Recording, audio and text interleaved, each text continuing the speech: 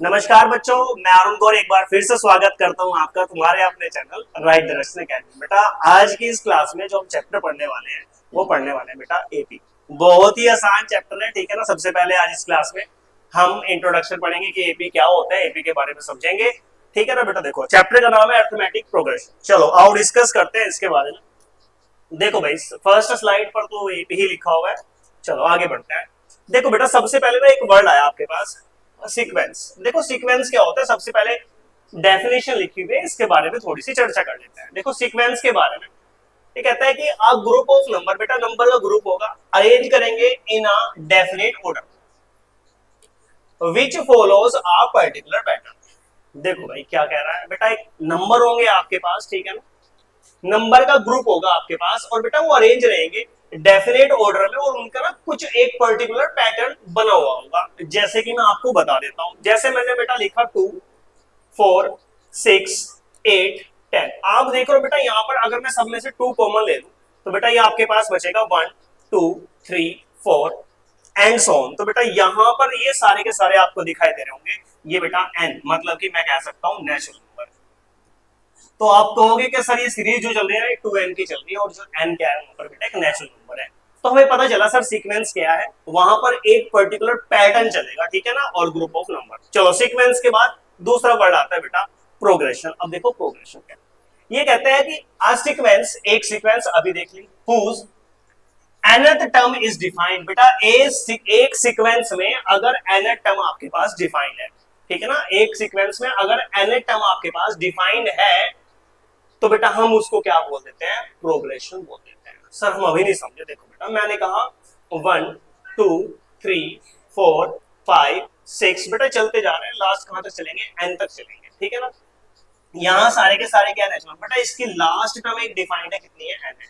तो देखो एक पैटर्न है, एक के बाद दो, दो के बाद तीन, तीन के बाद चार, चार के पास पांच, छह, सात, ऐसे बेटा इसकी लास्ट टर्म आपके पास मिलेगी वो कितनी है, एन टर्म, ठीक है ना। तो जिसमें एन टर्म मिल जाएगी बेटा उसको हम क्या बोल देते हैं, प्रोग्रेशन बोल देते हैं। सीक्वेंस भी होनी चाहिए साथ में, एन टर्म अगर डिफाइंड होगी तो बेटा वो क्या हो जाती है, प्रोग्रेशन हो जाती है। इसके बाद सीरीज। अब देखो सीरीज क्या है, अभी अभी मैंने आपके सामने सीक्वेंस और प्रोग्रेशन दोनों बताया। अब देखो बेटा अगर मैं एक सीक्वेंस का, वहां पर क्या था 1 2 3, अगर बेटा मैं इनका सबका सम भी कर दूं, ठीक है ना, इन सबका क्या कर दूं, सम कर दूं। देखो क्या कहता है, ये कहता है कि when all the terms of sequence, sequence की जितनी टर्म्स थी 1 2 3 4 5, अगर बेटा मैं इनको ऐड कर दूं या फिर सब्ट्रैक्टेड कर दूं, ठीक है ना, तो वो एक सीरीज फॉर्म करती है। तो भैया इसको हम बोलते हैं सीरीज। अब मैं उम्मीद करता हूं आपको तीनों के बारे में पता चलेगा। सर सीक्वेंस के बारे में बताया सर आपने, सर प्रोग्रेशन के बारे में बताया आपने, और सर आपने इसके बारे में सीरीज के बारे में बताया। तीन वर्ड के बारे में बेटा मैंने डिस्कस की है। सीक्वेंस क्या है बेटा, एक ग्रुप ऑफ नंबर है जो एक पैटर्न के साथ अरेंज है। सर प्रोग्रेशन क्या है, सर प्रोग्रेशन में सीक्वेंस होनी चाहिए लेकिन उसकी nth टर्म डिफाइंड भी होनी चाहिए। सर सीरीज क्या है बेटा, यहां पर जो सीक्वेंस थी अगर मैं उन सबका सम कर दूं या फिर सब्ट्रैक्ट कर दूं, ठीक है ना, उसको हम क्या बोलते हैं बेटा, सीरीज बोलते हैं। क्या बोलते हैं बेटा, उसे हम सीरीज बोलते हैं। और इसके बाद आओ देखते हैं आगे। देखो बेटा इसने क्या है, विच आर इन सीक्वेंस। बेटा इसने क्या है, सीक्वेंस में कौन सी। अब सीक्वेंस की कंडीशन क्या है, सीक्वेंस की कंडीशन ये है कि भाई एक पैटर्न होना चाहिए। तो देखो 1 2 3 4 5 6, हाँ मैं कहूंगा ये सीक्वेंस है। क्या इसमें एन टर्म भी डिफाइन कर सकते हो, हाँ सर एन, तो मैं कहूंगा ये प्रोग्रेशन भी है और बेटा ये आपके पास सीक्वेंस भी है। इसमें देखो बेटा 2 4 6 8 10, ठीक है ना, ये 2 4 6 8 10, तो आप देखो सीक्वेंस तो है सर, सीक्वेंस तो क्या प्रोग्रेशन है, क्या इसकी एन टर्म डिफाइन कर सकते हैं बेटा, दो दो चार दो छह।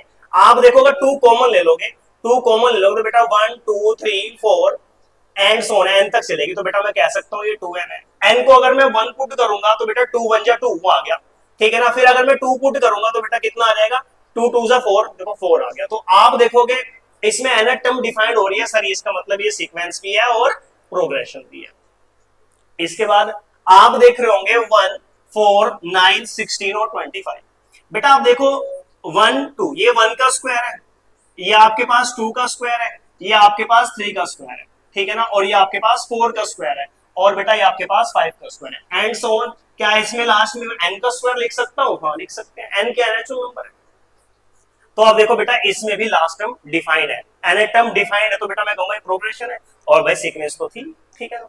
अब लास्ट की दो बची है भाई, एक और एक दो, ये आप बताना कि ये सीक्वेंस में है नहीं है, सीक्वेंस में है कि प्रोग्रेशन में है या नहीं, पैटर्न है या नहीं है, ठीक है ना, ये आपका होमवर्क है।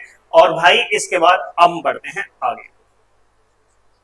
देखो अगर हम प्रोग्रेशन की बात करें तो भैया यहाँ टाइप्स ऑफ प्रोग्रेशन बेटा चार तरह के होते हैं, ठीक है ना। अर्थमेटिक प्रोग्रेशन जो हमारे चैप्टर में ये पढ़ने वाले हैं, 11th क्लास में पढ़ोगे आप, ज्योमेट्रिक प्रोग्रेशन और हार्मोनिक प्रोग्रेशन। और बेटा एक होता है AGP, arithmetic geometric, arithmetic geometric progression, ठीक है ना। फोर्थ ईयर अभी के लिए हम 10th क्लास में हैं, तो हमें बस ये पढ़ना है, हम इस पर डिस्कस करेंगे अर्थमेटिक प्रोग्रेशन। अब ये क्या है, आओ अब इसी को पढ़ते हैं। देखो बेटा क्या कहता है अर्थमेटिक एपी प्रोग्रेशन, एपी क्या है, अर्थमेटिक प्रोग्रेशन। कहता है कि a progression in which each terms differs from its proceeding proceeding terms by a constant is called AP.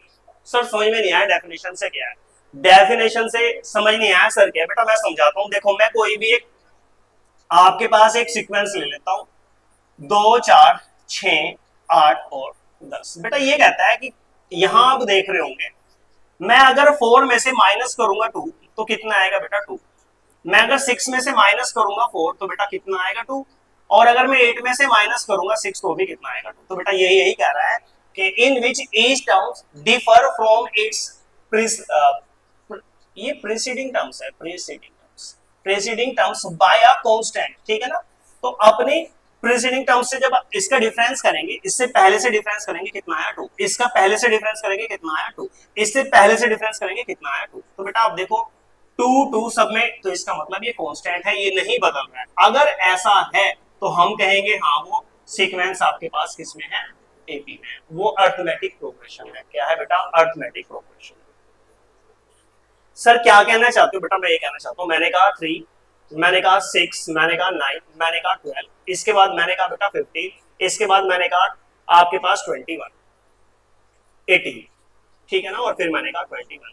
क्या ये सीक्वेंस एपी में है, तो बेटा देखो 6 माइनस 3 कितना आया 3, 9 माइनस 6 बेटा अभी भी कितना आया 3, 12 माइनस 9 बेटा अभी भी कितना आया 3, 15 माइनस 12 अभी भी कितना आया 3। तो बेटा आप देख रहे होंगे कांस्टेंट चल रहा है, तो हम कह सकते हैं हाँ ये हमारे पास एपी में है, ठीक है ना। हम कह सकते हैं ये हमारे पास एपी में है, ठीक है ना। देखो अब कहता है कि is these are in AP, क्या ये एपी में है। देखो भाई बताते हैं, भाई 4 में से माइनस करो, तो 4 में से माइनस करोगे 2 कितना आएगा 2, 6 में से माइनस करोगे 4 तो भी कितना आएगा 2, 8 में से माइनस करेंगे 6 तो भी कितना आएगा भाई 2। तो आप देखो कांस्टेंट डिफरेंस आ रहा है, तो बेटा मैं कहूंगा yes it is in AP. इसके बाद दूसरी सीरीज देखते हैं, आपके पास लिखा बेटा -5 -1 -5 -9। देखो -5 में से माइनस करते हैं इससे पहले वाली -1, तो बेटा कितना आएगा -5 minus minus plus 1 equals to कितना आ जाएगा बेटा -4। चलो जी अब -9 में से माइनस करते हैं -5, तो अब देखते हैं कितना आएगा -9 और +5 बेटा अभी भी कितना आया -4। तो हम कह सकते हैं हाँ ये भी आपके पास एबी में है। इसके बाद बेटा आप देख रहे होंगे आपके पास ये सीरीज लिखी हुई है, ठीक है ना, सीक्वेंस लिखी हुई है। तो बेटा 2√7 में से माइनस करता हूं √7, ठीक है ना, तो ये 2 है ये 1 है, तो कितना बचेगा √7। चलो जी अब की बार बेटा 3√7 में से माइनस करता हूं 2√7, तो भैया आप देखोगे 3 में से 2 जाएगा तो 1 ही बचेगा √7। देखो कांस्टेंट है सेम आया, तो भैया हम कहेंगे हाँ ये भी एपी। इसके बाद बेटा आप देखो 5 में से माइनस करो 5 कितना आया 0, फिर 5 में से माइनस करो 5 कितना आया 0, सेम है ना भले 0, तो इसका मतलब ये भी क्या है बेटा एपी में। लास्ट वाला आप देखो, लास्ट वाली सीक्वेंस देखते हैं बेटा, यहां से 3/2 में से माइनस करेंगे किसको 1/2 को, तो कितना आ जाएगा भाई, ये आपके पास आ जाएगा 3 - 1 मतलब कि 2/2 कितना आया 1। इसके बाद 5/2 में से माइनस करेंगे 3/2, तो बेटा ये भी कितना आएगा 5 - 3 2, ये भी कितना आएगा 1 आएगा। इसके बाद और देख लेते हैं 7/2 में से माइनस करेंगे 5/2, तो बेटा यहाँ भी एलसीएम 2 आ जाएगा और 7 - 5 2, तो ये भी कैंसिल हो कितना आ गया तो हम कहेंगे हाँ ये भी आपके पास एपी में, ठीक है। तो अब तक हमने ये जान लिया है कि हम एपी को कैसे पहचानेंगे। अगर आपके पास डिफरेंस सेम आ रहा है तो आपके पास एपी है, अदरवाइज एपी नहीं है। देखो जब भी हम एपी पढ़ते हैं, अब सबसे पहले जो मुलाकात होती है हमारी वो होती है फर्स्ट टर्म से। देखो मैंने आपके सामने लिखी एपी बना देता हूं भाई, मैं आपके सामने मैं लिखा 2 4 6 8 10 12 14 16 18 और 20 एंड सो, ठीक है ना। मैंने लिख दिया आपके पास। क्या ये एपी में है? देखो मैंने पहले एपी में लिखी है, 4 में से 2 पे टेबल लिख दिया भाई 2 का, ठीक है ना। अब देखो सबसे जो पहली मुलाकात होती है बेटा वो आपके पास क्या होती है, फर्स्ट टर्म से, ठीक है ना। क्या होती है बेटा, फर्स्ट टर्म से हमारी मुलाकात है, जिसको हम रिप्रेजेंट करते हैं बेटा ए से, या फिर हम A1 भी लिखते हैं, ठीक है ना। एक हमारी इसमें मुलाकात होती है बेटा कॉमन डिफरेंस से, कॉमन डिफरेंस से मुलाकात होती है। अब कॉमन डिफरेंस को हम किससे रिप्रेजेंट करते हैं बेटा, स्मॉल डी से, ठीक है भाई। एक हम इसमें नंबर ऑफ टर्म्स से मुलाकात करेंगे, जिसको हम रिप्रेजेंट करेंगे एन से, ठीक है ना। एक बेटा लास्ट टर्म कहेंगे, लास्ट टर्म बोलेंगे, या फिर बोलेंगे एनथ टर्म, ठीक है ना, एनथ टर्म। तो बेटा उसको हम कैसे लिखेंगे, ए एन से लिखेंगे या फिर लिखेंगे एल से। अब ये जानना है हमको कि ये क्या क्या होती है। देखो बेटा फर्स्ट टर्म से क्लियर है कि सर इस एपी को मैं क्या ऐसे लिख सकता हूं, A1 A2 A3 A4 A5 A6 A6 A7 A8 A9 और लास्ट में AN। देखो 9 से पहले 8 आया तो n से पहले मैं कह सकता हूं AN-1 भी आया होगा। इसके बाद अगर मैं करूं तो AN+1 भी बोल सकता हूं, ठीक है भाई। देखो अब जो फर्स्ट टर्म है सर वो ना यहाँ पर 2 है, जो A2 है सर वो कितनी है, 4 है। सर जो A3 है वो कितनी है भाई, 6 है। और A4 कितनी है, 4 है। चलो सर फर्स्ट टर्म को पता चल गया, सेकंड टर्म, अच्छा A2 को सेकंड, हाँ भाई A2 को क्या बोलेंगे, सेकंड टर्म, ठीक है ना। ये क्या आपके पास बेटा सेकंड टर्म है। अगर A3 की बात करें बेटा ये आपके पास थर्ड टर्म हो जाएगी, ये आपके पास थर्ड टर्म हो जाएगी, ऐसे fourth fifth six seven eight. अब सर फर्स्ट टर्म के बारे में तो आपको बता दिया। अब कॉमन डिफरेंस जिसको हम डी बोलते हैं बेटा, डी क्या है, देखो डी क्या है, नेक्स्ट वाली टर्म में से पिछले वाले को माइनस कर दो, A2 में से माइनस कर दो A1, सर कितना आएगा सर, 4 में से 2 गए कितना आएगा सर, 2 आएगा सर, बिल्कुल सही बात है। D इक्वल्स टू A3 में से अगर माइनस करेंगे A2 क्या जब भी आएगा, हाँ भाई तब भी आएगा, 6 में से माइनस करो 4 कितना आएगा, 2 ही आएगा। सर A4 में से अगर माइनस करेंगे A3 भाई तब भी आएगा, देखो 8 में से माइनस करो 6 कितना आएगा, 2। तो आप देख रहे हो नेक्स्ट टर्म में से पिछले वाली को माइनस करें, नेक्स्ट टर्म में से पिछले वाले को माइनस करें, तो बेटा क्या देखने को मिल रहा है, डी, देखो सेम आ रहा है। इसको क्या बोलते हैं, कॉमन डिफरेंस बोलते हैं। अब सर हम क्या कर रहे हैं, नेक्स्ट टर्म में से पिछले वाले को माइनस कर रहे हैं। अब देखो इसका मतलब सर an में से अगर माइनस करेंगे, an में से माइनस करेंगे an-1, तो इसका मतलब सर d आएगा, हाँ भाई d आएगा। या फिर ये भी कह सकते हो d equals to sir an+1 में से अगर माइनस करेंगे कौन, an, तो भी d आएगा, हाँ भाई तब भी d आएगा। तो मैंने d भी आपको बता दिया कॉमन डिफरेंस क्या होता है। अब नंबर ऑफ टर्म्स क्या है भाई, मैंने कहा आपके पास अगर मैं इस सीक्वेंस को यहां तक रख लेता तो नंबर ऑफ टर्म्स, कितने नंबर ऑफ टर्म्स हो जाती भाई, 1 2 3 4 5 6 7 8, तो भाई नंबर ऑफ टर्म्स कितनी हो जाती, 8 होती। लेकिन अगर मैं पूरे को देख रहा हूं तो नंबर ऑफ टर्म्स कितनी है भाई, n, nth number of terms कितनी है भाई, n नंबर ऑफ टर्म्स है, ठीक है ना।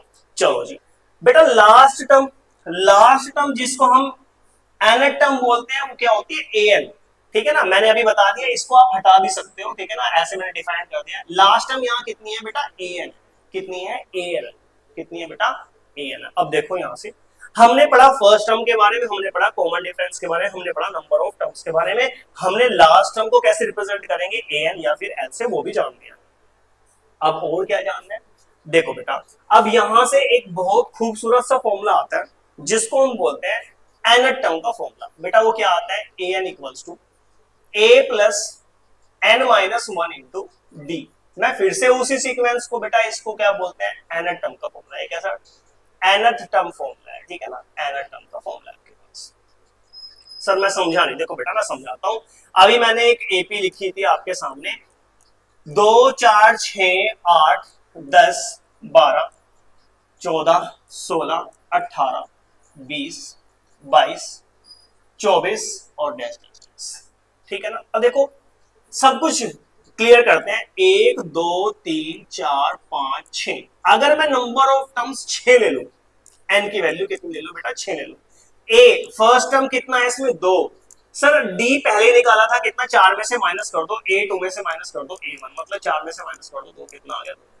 सर मैं इस खूबसूरत फॉर्मूले का ना यूज करता हूं, मैं खूबसूरत फॉर्मूले का यूज करता हूं और nth टर्म निकालता हूं। nth टर्म भी कब निकालता हूं, जब n कितना है, 6 है, तो बेटा a plus n minus one into D. और बेटा ए एन इक्वल्स टू ए कितना है सर, 2 प्लस n कितना है सर, 6 6 माइनस 1 5, और बेटा डी कितना था, 2। तो इसकी जो nth टर्म है 2 प्लस 10 कितनी आ गई बेटा, 12। इसकी जो nth टर्म है मतलब कि लास्ट टर्म वो कितनी है, 12। आप देखो 12 ही है, ठीक है ना, वो कितनी है, 12 है। अब देखो n को मैंने यहाँ 6 पुट किया तो बेटा यहाँ भी 6 पुट करो, तो मतलब a6 कैसे आया सर, a6 आया हमारे पास 12, ठीक है भाई। सिक्स्थ टर्म कितनी है, 12 है, ठीक है। तो nth फॉर्म का जो nth फॉर्मूला है हमारे पास, हम उसका ऐसे यूज करने वाले हैं, ठीक है भाई।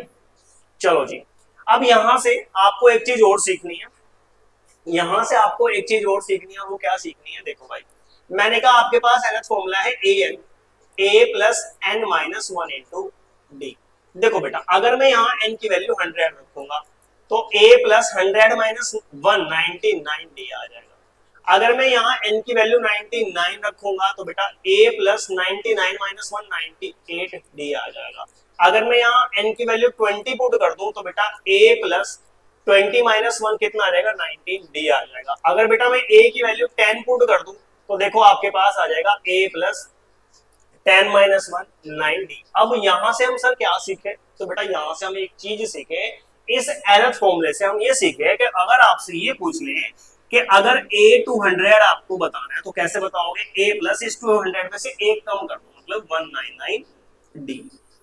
आप इसको ऐसे लिख सकते हो, देखो यहाँ 10 था तो बेटा a में प्लस हो गया कितना 90, यहाँ 20 था a में प्लस हो गया कितना 19 डी, a 99 था a में प्लस हो गया कितना 98, ठीक है ना। सर अगर a ही निकालनी हो, a1 निकालनी हो तो भैया अभी बताया a में प्लस कर दो, इससे कम तो 1 से कम कितना होगा 0 डी, तो इसका मतलब कितना आ जाएगा, यही आ जाएगा, ठीक है ना। ये जानना आपको बहुत जरूरी है। बनाया किससे भाई, मैंने nth फॉर्मूले से ही बनाया है, अपने आप से नहीं। मैंने कहा आपको a25 लिखनी है तो भैया कैसे लिखोगे, a प्लस 124 डी। और मैं उम्मीद करता हूँ आपको सारी बातें समझ में आ गई होंगी, ठीक है ना। अभी nth टर्म में तो भैया इतना ही है। अब इसके क्वेश्चंस देखते हैं कैसे कैसे आएंगे और सोल्व करेंगे। और भाई इसके बाद इसमें एक टॉपिक हो रहा है जिसको हम बोलते हैं एसन, समीशन, ठीक है ना। अब जो सीक्वेंस थी इसका क्या निकालेंगे, सम निकालेंगे, उसमें हम पढ़ेंगे एसन फॉर्मूला, ठीक है ना। Sn equals to n/2 2a plus n minus 1 into d, ठीक है भाई। तो nth टर्म के लिए मैंने आपको जो बेसिक जानकारी थी वो दे दी है। अब देखते हैं इसके क्वेश्चंस कैसे आते हैं। देखो भाई इसने कहा है note first time of a repeat in this common differences they. अच्छा ये कहता है कि find a and b such that the number this from an AP. बेटा इसने कहा है कि आपके पास ना, आपके पास ये नंबर किस में है, एपी में है। तो बेटा a, 9 और b, 25 ये नंबर किस में है बेटा, एपी में है, और आपको फाइंड करना है a और b। चलो जी कॉमन डिफरेंस निकालते हैं। बेटा डी कैसे निकालते हैं, नेक्स्ट में से पहले माइनस कर दो, 9 माइनस ए, 9 माइनस ए, फिर निकालो ए और डी। यहां से बेटा बी में से माइनस कर दो कितना, बी में से माइनस कर दो 9, ठीक है ना। चलो जी एक डी और निकालो, 25 में से माइनस करो तो कितना, माइनस। देखो भाई ये भी डी की वैल्यू है और ये भी डी की वैल्यू है, क्या दोनों को कंपेयर कर सकता हूं, दोनों डी की वैल्यू है, क्या दोनों को कंपेयर कर सकता हूं सर, कर दो। क्या दोनों कंपेयर कर सकता हूं सर, कर दो। सर उधर था b माइनस 9 और इधर कितना है भाई 25 माइनस बी, ये बी है भाई, इस बी को उधर ले जाओ प्लस बी हो जाएगा। 25 इस 9 को इधर ले आओ भाई, प्लस 9 हो जाएगा। बी और बी कितना आ जाएगा भाई, 2b आ जाएगा, और भाई इसको प्लस करेंगे तो कितना हो जाएगा, 34 हो जाएगा। तो b की वैल्यू कितनी आ जाएगी भाई, 34/2 मतलब कि 17 हो जाएगी। अगर b हमने निकाल ली है तो हम a भी निकाल सकते हैं, लेकिन a निकालने के लिए हमें d निकालना पड़ेगा। d की वैल्यू क्या थी, b माइनस 9, तो d इक्वल्स टू b और माइनस 9। b की वैल्यू कितनी आई है भाई, 17। 17 माइनस 9, तो भैया कितने बचेंगे, कितने बचेंगे भाई, 17 में से 9 जाएंगे, बताओ कितने बचेंगे। फिर उसके बाद ये निकालते हैं, 17 में से 9 जाएंगे तो कितने बचेंगे भाई,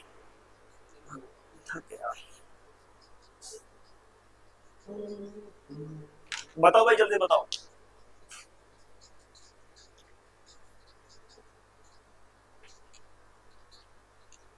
कितने बचेंगे भाई, 8 बचेंगे। तो इसका मतलब सर डी कितना आ गया, 8 आ गया। ए भी आ गया, डी भी आ गया, सर ए निकाल लेते हैं। अब देखो ए कैसे निकलेगा, सर ए तो इसमें था, सर ए तो इसमें था, तो डी इक्वल्स टू 9 माइनस ए। अब एक काम करो, ए को दे पॉजिटिव 9, डी को दे माइनस के डी। तो भैया ए इक्वल्स टू डी कितना आया, 8, तो कितना आ गया भाई, ए आ गया ये, और बी आया था ये। देखते हैं भाई बनती है नहीं बनती है। ए कितना था 1, फिर इसके बाद कितना था 9, बी कितना आया 17, फिर कितना था 25। यहां देखो कितना प्लस हो रहा है 8, यहां देखो कितना प्लस हो रहा है 8, यहां देखो कितना प्लस हो रहा है 8। सर हाँ, इसका मतलब ए बी की वैल्यू हमारी सही आई है, एपी फॉर्म हो रही है। ठीक है भाई, तो मैं उम्मीद करता हूँ ये आपको क्वेश्चन समझ आएगा। मैंने कुछ नहीं करा भाई, सबसे पहले डी निकाली a2 माइनस a1 से, तो ये a1 है भाई, ये a2 है, ये a3 है, और ये 4 है। चलो मैं ये तो आसान था भाई, समझ आ गया होगा। नेक्स्ट देखते हैं, नेक्स्ट क्या है भाई, जनरल टर्म।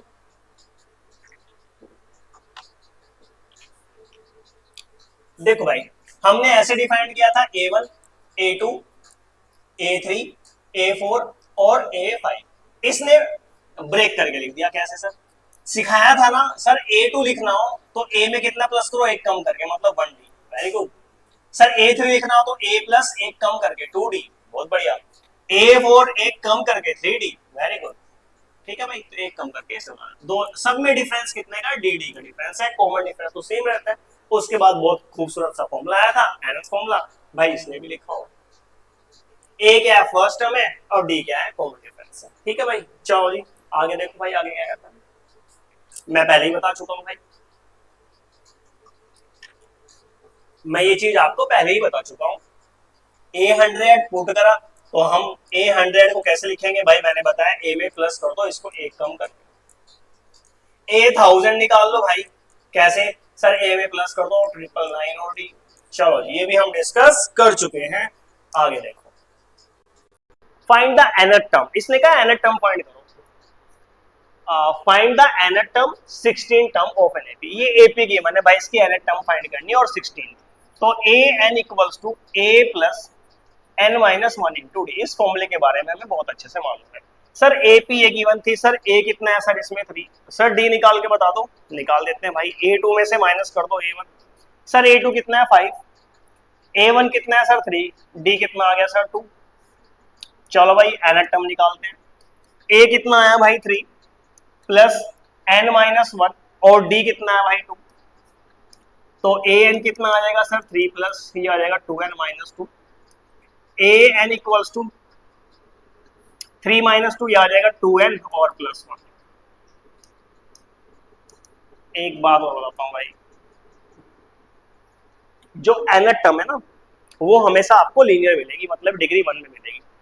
ये देखो डी, और एक बहुत अच्छी चीज और बताता हूं, देखो भाई क्या बताता हूं, a n equals to 2n plus 1, ये इसकी nth टर्म निकाल दी मैंने। ठीक है ना, अब देखो जनरल टर्म क्या थी, nth term a plus n minus 1 into D. a n equals to बेटा a प्लस, इसमें d की मल्टीप्लाई करो dn माइनस डी। ठीक है भाई, ये आ गया हमारे पास। ठीक है ना, ये आ गया हमारे पास। a n इक्वल्स टू बेटा dn को इधर लिखो, और प्लस a इधर लिखो, माइनस डी इधर लिखो। देखो n के साथ कौन है, d, और यहाँ पर a माइनस डी। एन के साथ कौन है बेटा डी, ये जनरल फॉर्म बना रही भाई लीनियर इक्वेशन में, एन की लीनियर फॉर्म में, एन की डिग्री कितनी है 1 है, तो एन के साथ कौन है डी, यहाँ एन के साथ कौन है 2, बेटा यहाँ से क्लियर हो जाता है डी कितना आएगा 2 आएगा, और चेक कर लो भाई डी 2 आया था, ठीक है ना। ये क्या आपके पास कांस्टेंट टर्म, मतलब कि a माइनस डी, यहाँ कांस्टेंट टर्म कितनी है भाई 1, डी की वैल्यू कितनी है 2 इक्वल्स टू 1, तो एक इधर जाके प्लस हो जाएगा, ये कितना आ जाएगा 3, तो भैया देखो a 3 आया था। तो मैं ये बताना चाह रहा हूँ अगर आपको कभी जनरल फॉर्म गिवन हो, मतलब एनाटॉम गिवन हो ऐसी कुछ कंडीशन में, तो आप डायरेक्ट भी निकाल सकते हो यहाँ से क्या डी और a, बता दिया एन के साथ डी होती है constant term, a minus D के इक्वल रख दो, आंसर आ जाता है, ठीक है ना। बाद की बातें हैं, सब कुछ सिखाऊंगा भाई, ठीक है ना, अभी तो आज इंट्रो ही पढ़ रहे हैं इसका, खत्म। अच्छा 16 टर्म भी पूछी थी, 16 टर्म भी पूछी थी, तो भाई a16 को कैसे लिखेंगे, a प्लस 15d, a कितना था 3 प्लस 15d कितना था भाई 2, तो कितना आ जाएगा 3 प्लस 30 कितना आ जाएगा भाई 33, ये आ जाएगी 16 टर्म। चलो भाई नेक्स्ट क्वेश्चन देख लो, find the nth term and 12th term of an. चलो भाई देखो अब एक ना एक रिदम से करता हूँ क्वेश्चन को, AP कितना गिवन है 14 9 4 -1 -6 एंड सो ऑन। बेटा A1 कितनी है 14, A2 कितनी है सर 9, A3 कितनी है सर 4, D निकाल लेता हूँ सर, D कितना आएगा सर A2 माइनस A1, तो D कितना है sir 9 minus 14, D equals to यहाँ कितना आ जाएगा -5, ए भी निकाल लिया डी भी निकाल लिया, nth टर्म निकालनी है, तो nth टर्म कितनी आएगी भाई a plus n minus 1 into D, तो a n equals to a कितना आई थी भाई, a कितनी आई थी 14 प्लस n माइनस 1, डी कितनी है -5, a n equals to 14 multiply करो -5n, मल्टीप्लाई करेंगे तो प्लस हो जाएगा 5, तो a n आ जाएगा आपके पास 19 और -5, ये आ गया भाई nth टर्म, ये आ गई आपके पास nth,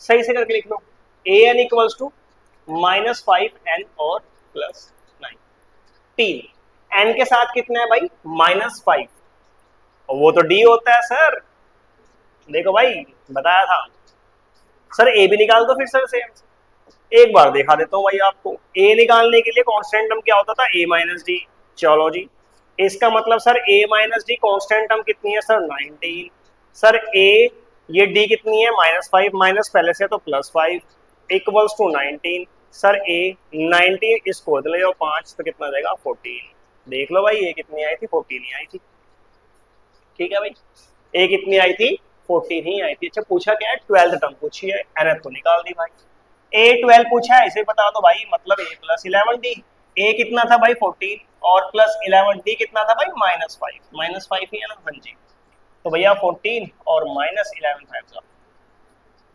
कितना बचेगा भाई, 5 में से 4 गए, एक बचेगा, 5 में से 1 गया 4, 41 बचेगा भाई, और वो भी माइनस के, ये आ गया भाई A16, ठीक है ना। अभी बताऊंगा आपके पास नंबर ऑफ टर्म्स, n की वैल्यू कभी भी 0 नहीं हो सकती भाई, ठीक है ना। आप बताओ नंबर ऑफ टर्म्स काउंट तो करेंगे ना 1 2 3, तो n भाई आपके पास ग्रेटर देन इक्वल्स टू 1 होगा या फिर 1 से बड़ा होगा, n कभी 0 नहीं हो सकता भाई, मतलब नंबर ऑफ टर्म्स 0 नहीं होगी, ठीक है ना, आगे डिस्कस करने वाले। चलो डिस्कस क्या कर ही दिया भाई मैंने डिस्कस, ठीक है ना, नंबर ऑफ टर्म्स 0 नहीं आएगी, 1 हो गया 1 से बड़ी होगी, नेगेटिव में भी नहीं जाएगी भाई। Next question find the 50th term 25th term. चलो भाई आप लोगों के लिए होमवर्क है, और आज बस मैं इतना ही रखता हूँ, कल इस चैप्टर में बढ़ेंगे आगे, आज के लिए इतना ही, धन्यवाद।